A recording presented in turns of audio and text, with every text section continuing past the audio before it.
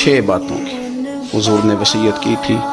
سب سے پہلے حضور نے فرمایا تھا ابو ذر مسکینوں سے محبت کرتے رہنا۔ دوسرا نبی پاک صلی اللہ علیہ وسلم نے فرمایا تھا جب بھی دیکھنا نیچے والوں کو دیکھنا، اوپر والوں کو نہ دیکھنا، مالداروں جاگیرداروں پہ توجہ نہ کرنا، ذہن خراب ہوگا، نیچے دیکھنا، غریبوں کی طرف توجہ رکھنا۔ تیسرے نمبر پر نبی پاک صلی اللہ علیہ وسلم نے فرمایا تھا ہر حال میں حق بات کہنا اگرچہ وہ کڑوی ہو۔